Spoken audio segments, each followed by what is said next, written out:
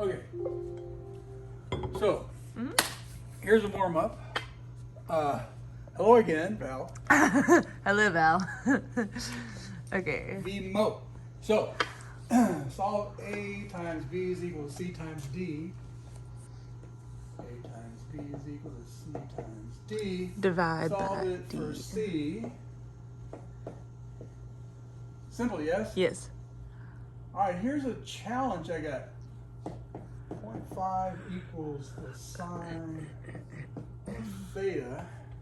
How can I find out what theta is? Inverse sine. That's the inverse sine. So theta equals sine inverse 0.5. So, and that's just a button on the calculator. Don't freak out. Yeah. All right. Inverse sine 0.5. That's 30 degrees. Okay. Now, what is the sine of 30 degrees? Any guesses? 0.5. Sine of 30 degrees is 0.5. So you can see the what we're doing with the students. Yeah. Because these are the kinds of things they're going to be needing to use here momentarily. Also, like my lessons, did you notice a reflection from the front surface in what we did yesterday? And yes, you did. There was a reflection from the front surface. From the plane mirror and from the paper. Yeah. All right. So here is this is called a ray model diagram. It models what we just saw yesterday with the trapezoidal block on paper. And it allows us to make analysis. It allows us to make predictions. So we measured this angle of incidence. I think it was, what, 33, 32, something like that. Let's say it was 32, and we measured this. If this is 32 degrees, what would be the angle of reflection? 32. 32 degrees. It's simple. All right. Also, here it's going from air to plastic, and notice that it's bending. Okay, here it's going from plastic to air. Notice that it's bending. And how would you describe the direction of the bend? This is an important thing going forward. So there's two ways of putting it. Light either bends away from the normal or toward the normal. Appropriate descriptions. Everything in optics revolves around the normal. So, is this bending toward or away from the normal? Toward the normal. Toward the normal. Out of the air, into the plastic, toward the normal. You have a smaller angle of refraction than the angle of incidence. Toward or away from the normal? Away from normal. Away from the normal. This is going to be a larger angle of refraction than the angle of incidence. And that is all there is to it. Sweet. Okay? So we have already done this. We've got these numbers, and we've got them placed on our piece of paper over there. Now let's talk about what's going on. Light travels, that speed of light that we talked about earlier is the speed of light in a vacuum where it's not running into things. It turns out that light interacts with matter. That when a light beam, a photon comes into a piece of glass or a piece of plastic, it interacts with the electrons, and there is a process of absorption and re-emission that takes place throughout the thickness of the material that it's going through. So that means that the photon that comes in is not the same as the photon comes out. It's a different one. And they tell me, they always tell me, not they, but there's a move to go away from teaching about like electron configurations and all that. And I'm like, it's so important. It's like all there. So anyways. So in a vacuum, it's not knocking into anything. It just whips right along at 3 times 10 to the 8 meters per second. However, in different materials, they travel at different speeds. It gets slowed down. It's like you can run through air. Yeah. You can run through water. You could run through honey. If you so choose. Want to. Oh, gross. But you would go very slow through honey. All right. So there's something called the index of refraction. And what it does, it compares the speed of light in whatever you've got with the speed of light in a vacuum. And it relates to how much light bends when it goes from one medium to another. 397. Here, these are the indices of refraction for different materials. Here's the index of refraction for a vacuum, it's 1. In air, it's slightly larger. That means that it's going, well, let's see if you take a look right here. It doesn't really talk about it. It's a ratio of the speed of light in a vacuum to the speed of light that you have. So you got water is 1.33, ethanol, you have different indexes of refraction, and then you have diamond. Diamond will give you it goes the slowest, and it also bends the light the most. That's why if you cut the facets on a diamond, you know, the little faces on a diamond, you get more bending. And we'll talk about that more. I'll tell the story. I first got glasses when I was 7 years old. When I was in high school, and I'm really nearsighted. Okay, without my glasses, I can read this. No, no, no, no, yes. No, yes. So what happens is I wear glasses that correct my vision, and they're kind of thick. Yeah. And so when I was in high school, they were really thick. They looked like Coke bottles, you know, the end of a Coke bottle. And they were made out of glass. But then as time goes on, they found materials that were lighter and had a higher index of refraction. So, for example, crown glass is 1.52, flint glass is 1.61. These are polycarbonate, and they have an index of refraction that's closer to 2. So they're lighter, they bend the light more, so the glasses aren't as thick. The glasses, I used to have big welts on the side of my nose. Yeah, because it's heavy. Because it was heavy. So, Okay, yeah, that makes sense. That expression that of how much light bends when it goes from air or a vacuum into this material is contained, that information is contained in the index of refraction, and that's symbolized by the lowercase letter n. So thinking about the glasses, what do kids ever, so glasses are curved, so that's why, you know, when you have an incident rate coming in, it gets We'll get to that. Yeah. That's why it doesn't. We'll get to that. Well, I'll give you a hint. If you look at the light that's coming through my glasses, as I pull them away, what happens to that pool of light? Can you see that? On the, See the little pool of I light see right it. here It on gets, the screen? as you pull it away, it gets bigger. Yeah, what's happening, the light coming through here gets spread out. Yeah. And it's because of the shape of the lens. We'll get to that. Okay. And it is because of the shape. Do kids ever ask you about that? They're like, but Mr. Boykin, your glasses are just like the block. And you're like, they're not parallel. I have not been asked that question before. Okay, light bends when going from an incident material to a refracting material. That is, when it passes a boundary between two materials. Yeah. Okay? And behold, Snell's law. And it looks kind of intimidating, but all Snell's law is A times B is equal to C times D. And this is a button on your calculator. So, chill. All right, so N sub I sine theta sub I is equal to N sub RF. Yeah, I like the RF better. It's like refraction. Yeah. Cool. Well, you've got refraction or reflection. I know. L or R, whichever one. So this is Snell's law. And use Snell's law to find the index of refraction of the block. Okay. Well,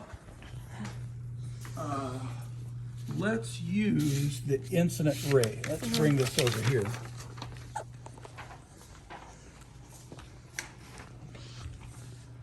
So first of all, we want to find out the refracting material. It's coming in. The incident material is air. The refracting material is a plastic block. So we want to find out what this is. So, we're trying to figure that out. Yeah, I see. It says, what's the index of refraction of the plastic block? Got it. Okay, so we know there and we know the angle, so I just divide by the sine of the angle of refraction.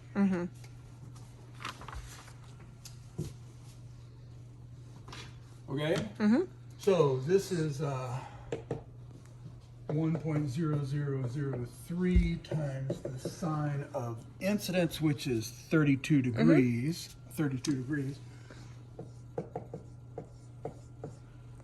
Divided by the sine of 22 degrees. Or 19 degrees. We want this one right here. The sine of... We're doing this. Oh, okay. The first surface, sine of 19. 19 degrees. Oh yeah, into the plastic.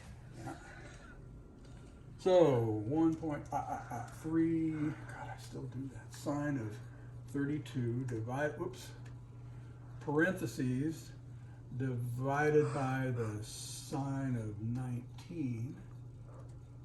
I get 1.62. That makes sense. So the index of refraction, of course, from our measurements is 162.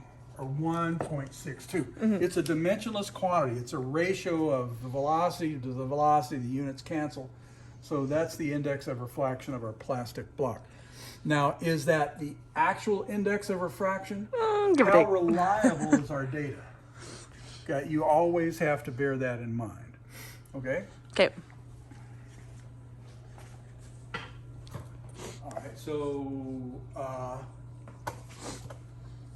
why do I have this in here? Oh, because they're finishing up the lab. Okay, so Josh, now we're line going it to up. make a ray model diagram. I hand out rulers and protractors to students. Okay, and so everybody's got a ruler, everybody's got a protractor, and everybody has to know how to do this. Okay, make a straight line that represents a circle. Okay, and then a dotted normal.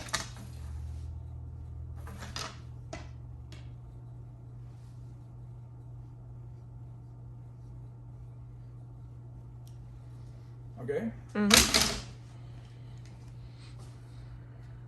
Just like that. Does it look like this, ladies and gentlemen? Great. Well, I do this and, okay, label the air and label plastic. So this will be the incident material. Okay. Incident and That's that be air. there. That's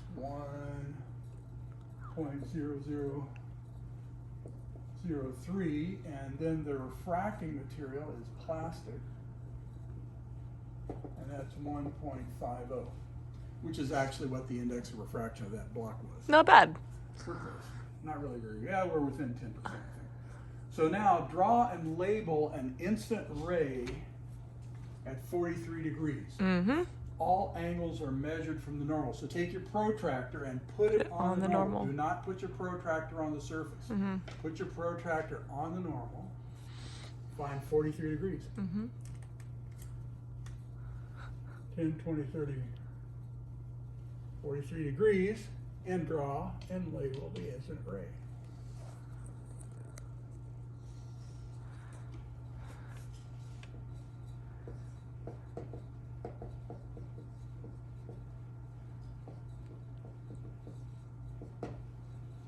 Okay. Everybody got theirs done? Yes. Yes, Mr. Boykin. All right, and it should look something like this. You should have something that looks like this. So my handwriting is frequently illegible, but they can read this. Okay, use the law of reflection to locate, draw, and label the reflected ray. What do we know about the angle of reflection? It'll be the same. It'll be the same on the other side. So you put your protractor on the other side. Other than that, 43 degrees.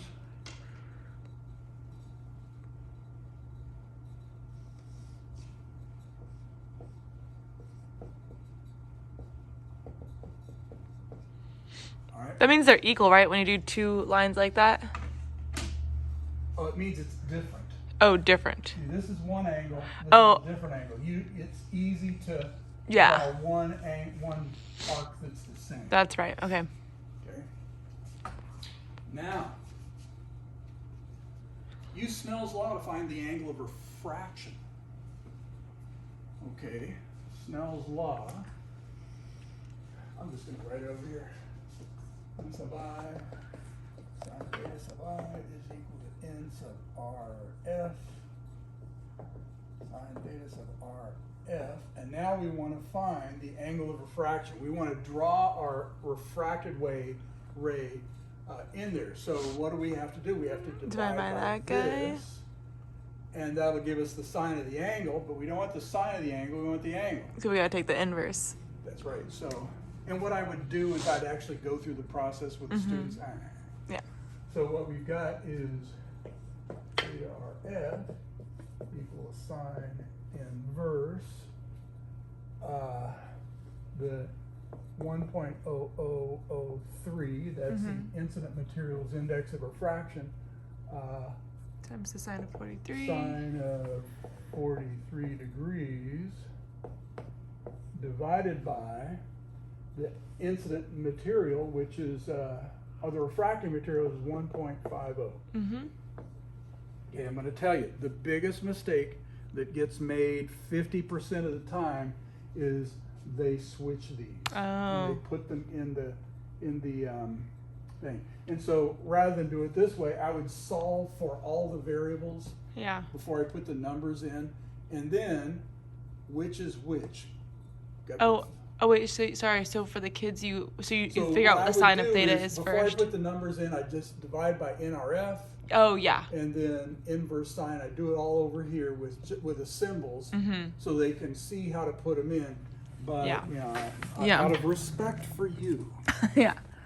All right, so inverse sine, and I'm going to have another parentheses inside of here, and that's 1.3 times the sine of 43 close parentheses divided by 1.50, and I get 27 degrees. So the angle of refraction is 27 degrees. Locate, draw, and label. So now we've found what it is. Once again, we put the Thing on there. Yep. on the normal. Is your vertex lined up? Is it on the normal? That's right. 40. Oh, not 43. 27. 27. Dinkus. 27 degrees.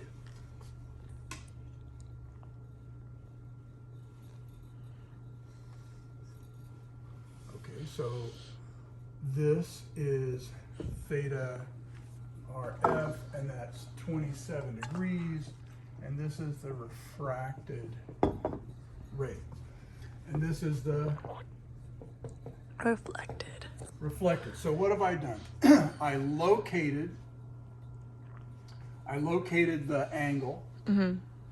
I drew the angle and then I labeled it. What is the label? You have to identify what the arrow is. That's a refracted ray. And you have to identify what the angle is. So on the test, There's like 9 points here. it's 3 points. 1 point for the arrow, 1 point for the label, 1 point for this label. Okay. Well, actually, it's where you got to have the normal drawn in. So there's Yeah. 9 plus. All right. So you should have a drawing look like this. Actually, But with the ray in there. With the With the reflector ray. all right. Sweet.